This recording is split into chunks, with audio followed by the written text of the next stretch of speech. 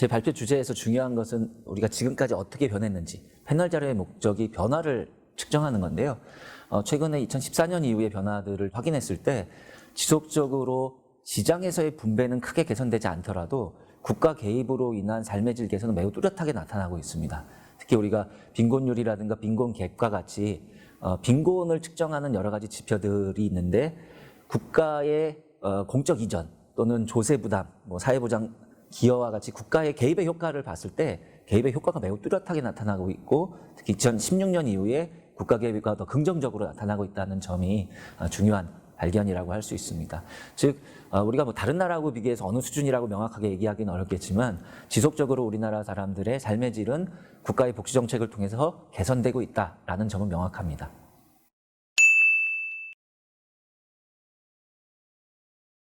의료보장의 확대, 보장성 강화 정책들은 특히 이번 코로나19와 같은 사태들을 맞으면서 훨씬 더 좀 빛을 발하고 있다라고 생각됩니다. 특히 저희 발표 내용에 보면은 우리가 미충족 의료비라고 해서 경제적인 이유로 의료 서비스가 필요한데도 이용 못하는 것들에 대한 조사 결과가 있습니다. 최근 몇 년간 이 미충족 의료율이 매우 떨어지고 있어요. 즉 필요한 사람들이 충분히 의료를 이용하고 있는 상황으로 나아지고 있다라는 것이 수치로 확인되고 있습니다.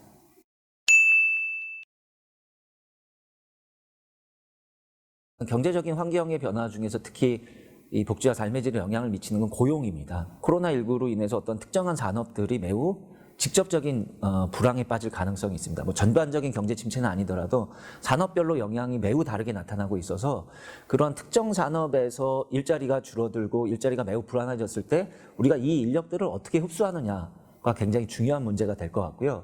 그다음에 최근에 이제 여행업처럼 코로나19와 같은 것들이 반복적으로 유행한다면은 여행업 자체의 불황도 있겠지만 시기적으로 매우 일자리의 변동폭이 굉장히 클 겁니다. 코로나가 잠잠해지면 좀 살아났다가 코로나가 다시 유행하면 매우 침체되고 그러면 여기서 일하는 사람들은 전통적인 고용과 실업의 어느 한쪽에도 속하지 않는 매우 불안전한 소득 상태를 경험하게 될 것이고 이런 사례들이 여러 영역에서 나타날 가능성이 높습니다.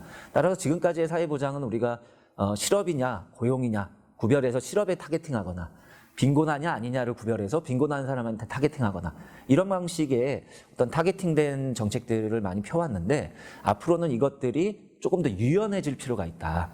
우리가 이번에 재난지원금처럼 어떤 특정한 상황에서는 바로 급여가 지급될 수 있도록 조건들을 까다롭게 하지 않고 정책 설계는 다양하게 가능할 텐데 가장 중요한 것은 정책이 지금보다 훨씬 더 유연해져야 된다라는 점에서 사회보장 제도의 변화 필요성이 있다. 특히 요즘 얘기되고 있는 전국민 고용보험과 같이 이 고용과 관련한 부분에서 충격을 완화할 수 있는 장치들은 빠르게 확대시킬 필요가 있다라고 생각합니다.